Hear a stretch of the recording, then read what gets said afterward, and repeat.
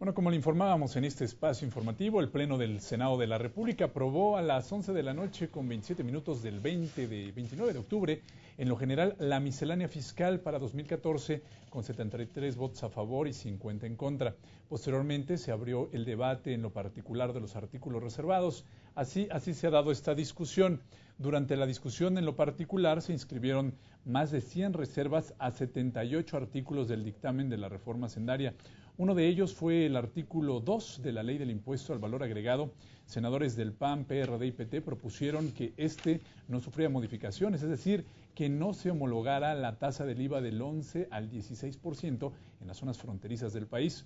Después de un debate en el que participaron 13 oradores, la propuesta de no homologar el IVA fue rechazada con una votación de 55 votos en pro y 68 en contra, siendo aprobado el artículo en los términos del dictamen. Con ello, el Senado validó homologar la tasa del IVA del 11 al 16% en la franja fronteriza. Se presentó también una reserva al artículo 2A de la Ley del Impuesto al Valor Agregado. Senadores del PAN, del PRD y de Nueva Alianza propusieron que este ordenamiento no sufriera modificaciones para que continuara el cobro de tasa cero de IVA a los alimentos procesados para mascotas. En este debate, el coordinador parlamentario del PAN aprovechó para hacer un anuncio. Si no hay la posibilidad de que podamos ser escuchados, si toda esta sesión es una farsa para votar lo que de antemano ya está votado en otro lugar, un momento. El grupo parlamentario del Partido Acción Nacional se retira de esta sesión y los dejamos para que continúen su sesión y aprueben ustedes esos impuestos que tanto daño le hacen a la sociedad mexicana. Luego del anuncio del senador Preciado, el coordinador del grupo parlamentario del PRI pidió que se efectuara un receso de 10 minutos, lo cual fue concedido por la mesa directiva. Al regreso, el presidente de la Cámara Alta informó al Pleno que se declaraba este receso. La presidencia, con fundamento en los artículos 67 de la Ley Orgánica del Congreso General y 39 del Reglamento del Senado, de este mismo día a las 12 horas del día. Bueno, a las 7:30 de la noche del miércoles 30 de octubre reinició la sesión ordinaria del Senado de la República para continuar la discusión de los artículos reservados de la miscelánea fiscal para el ejercicio fiscal 2014. Y entonces el grupo parlamentario del PRD presentó reserva al artículo 2 de la Ley del Impuesto Especial sobre Producción y Servicios, el IEPS, en busca de coadyuvar en el mejoramiento de la alimentación de los mexicanos, por lo que se propuso gravar la denominada comida chatarra con alto valor calórico de 5% a 8%. Que cambie el proyecto original de 5% a 8% no es, hay que decirlo con toda claridad, no es más que un paso que permita tratar el problema con mucho mejor condiciones que recaudatorias para que podamos atender la salud. La propuesta se avaló y se integró al dictamen que finalmente quedó aprobado con 71 votos en pro y 2 en contra. En consecuencia, queda aprobado el artículo 2 de la Ley del Impuesto Especial sobre Producción y Servicios con la modificación aceptada. También se avaló una reserva al artículo 3 de la Ley del Impuesto Especial sobre Producción y Servicios, presentada por el PRD en busca de gravar a los denominados polisacáridos, siempre y cuando utilicen como endulcorantes con contenido calórico. Es un aditivo que se aplica para darle textura a los diversos alimentos y que en una maniobra para poderlo aplicar en las bebidas endulzantes, pudieran las empresas ocupar estos polisacáridos para hacer los refrescos, de tal manera que buscarían estar exentos si no cuidamos en todas las partes la redacción de este artículo. Se avaló con 69 votos a favor y 1 en contra. Queda aprobado el artículo 3 de la Ley del Impuesto Especial sobre Producción y Servicios con las modificaciones aceptadas por el Pleno. El grupo parlamentario del PRD subió a tribuna para presentar reservas al artículo 275 de la Ley Federal de Derechos con ello establecer un mayor porcentaje de la recaudación de los derechos mineros a los municipios. El senador Armando Ríos Peter destacó la importancia de construir una política pública que pueda alinear los incentivos fiscales con la forma en que se están tomando las decisiones, así como involucrar a las comunidades en donde se lleva a cabo la explotación. Lo que estamos planteando con esta reserva es que el 50% del total de los recursos que se generen por el derecho minero se vayan a los municipios, a esos municipios del país en donde se están llevando a cabo las explotaciones. ¿Con qué finalidad? Con la de acercar el desarrollo a esas comunidades donde se está dando esta actividad. Senadores de diferentes bancadas hablaron a favor del dictamen bajo el argumento de que se establece una justa redistribución de los recursos.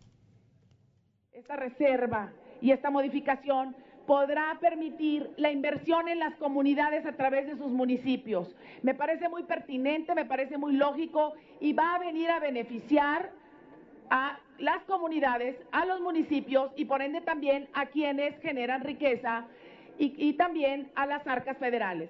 Sino reconociendo que en esta consideración que se hace y que de manera oportuna se hace una reasignación para darle un porcentaje muy importante, primero que nada, a los municipios, a esas comunidades, a ese primer contacto que se tiene con la industria minera y que hoy se le va a empezar a responder. Bueno, este dictamen con las reservas aceptadas se sometió a votación nominal y quedó avalado por unanimidad, 71 votos a favor.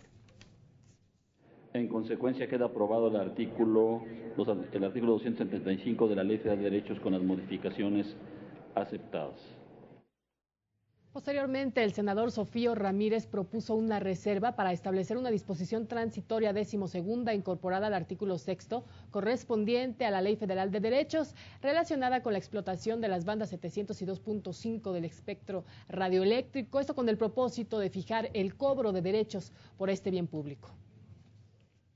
Pues se le pueda facultar al Ejecutivo Federal en coordinación con el Instituto Federal de Telecomunicaciones para que una vez que se defina el modelo y uso de las bandas de frecuencia del espectro radioeléctrico, propongan al Congreso de la Unión en un plazo de 60 días naturales los derechos de uso y goce, aprovechamiento o explotación, y que al Congreso a la vez disponga de 120 días para que los apruebe. El senador Juan Gerardo Flores, del Partido Verde Ecologista de México, refirió que el espacio radioeléctrico es un bien escaso y valioso, por lo que destacó la importancia de establecer los derechos a pagar por las frecuencias de estas bandas del espectro radioeléctrico.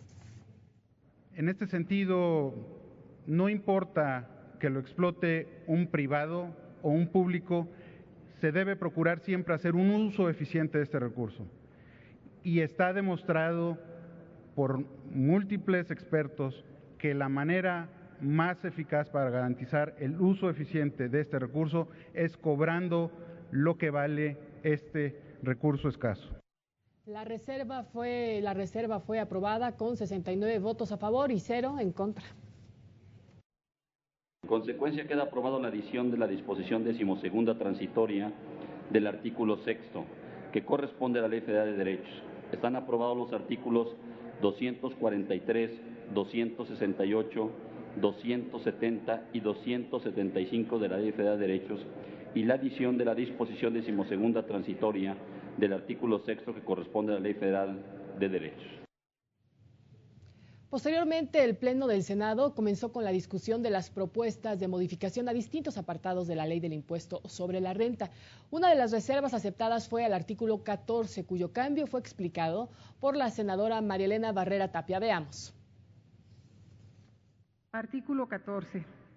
Se calculará el coeficiente de utilidad correspondiente al último ejercicio de 12 meses por el que se hubiera debido haberse presentado declaración.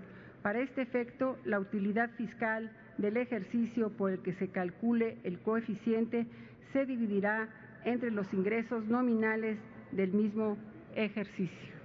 La modificación al artículo 14 de la ley del ICR fue aprobada con 70 votos a favor.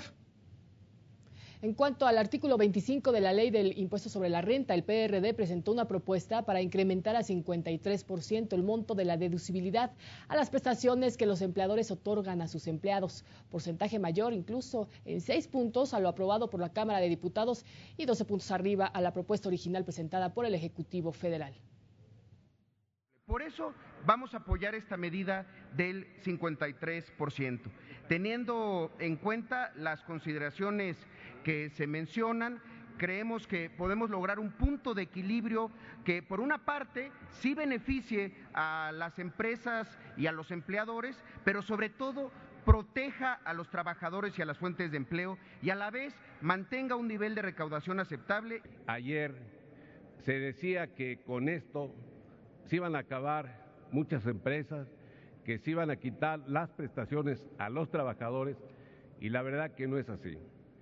Las prestaciones de los trabajadores están en los contratos colectivos de trabajo. Los contratos colectivos de trabajo se negocian cada año, cada 2 años, y esas prestaciones quedan ahí protegidas. La reserva al artículo 25 de la ley del ISR se avaló con 70 votos a favor. Por unanimidad, con 71 votos, se avaló una reserva al artículo 28 de la Ley al Impuesto sobre la Renta propuesta por el senador Zoé Alejandro Robledo Aburto, por la que se establece la reducción de 0.53 a 0.47 el factor de los deducibles del salario cuando las prestaciones otorgadas por los contribuyentes a favor de sus trabajadores, que a su vez sean ingresos exentos para dichos trabajadores en el ejercicio que se trate, no disminuyan respecto a las otorgadas en el ejercicio fiscal inmediato anterior. Se presentó también una reforma al artículo 74 de la ley del ISR para establecer que los contribuyentes que se dediquen a actividades agrícolas, ganaderas, silvícolas o pesqueros deducirán como gastos las erogaciones efectivamente realizadas en el ejercicio para la adquisición de activos fijos, gastos o cargos diferidos. Las reservas de informes se avalaron y se incluyeron al dictamen con 71 votos a favor. Y para establecer que las personas físicas que se ubiquen en actividades como la pesquera, agrícola, ganaderas o silvícolas deberán de estar inscritas en el Registro Federal de Contribuyentes, el senador José Ascensión Orihuela Bárcenas presentó una reserva al artículo 75 de la ley del ISR.